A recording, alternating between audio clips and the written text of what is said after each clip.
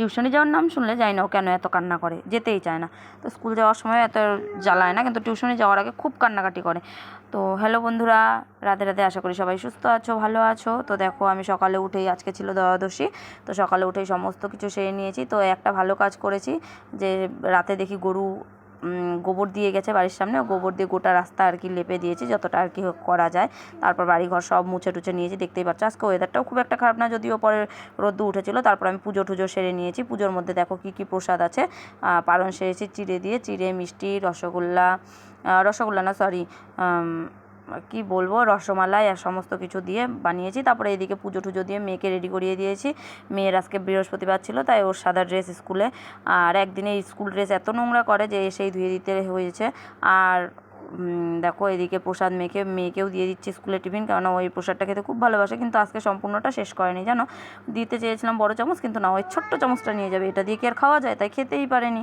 অর্ধেক খেয়েছে আর অর্ধেক টিফিন বাড়িতে ঘুরিয়ে নিয়ে এসেছে। তারপরে দেখো এগুলো দিয়ে ওর বাবা ওকে নিয়ে যাবে।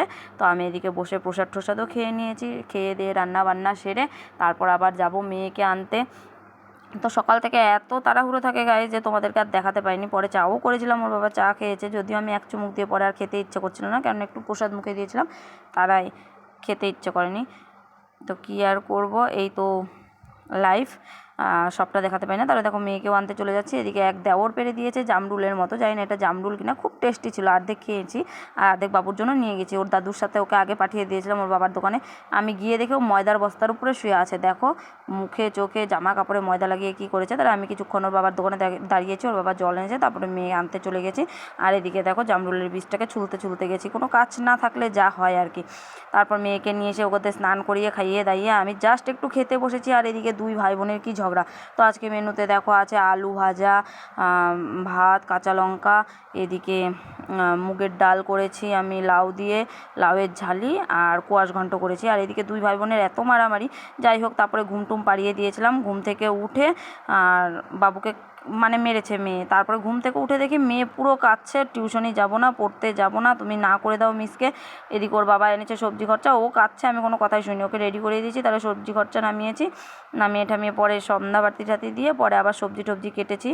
আর দেখো আজকে কী রান্না হবে কালকে, কাঁঠাল, কাঁকরোল। আর কে আমাদের আগে কাঁকরোল খেয়েছো অবশ্যই কিন্তু কমেন্টে জানাবে। এই প্রথম সবজি আর প্রথম আনলো আমার বর, সবার আগেই নিয়ে আসে আমাদের বাড়িতে। তো আমরা প্রথমেই খাই নতুন সবজি ফল।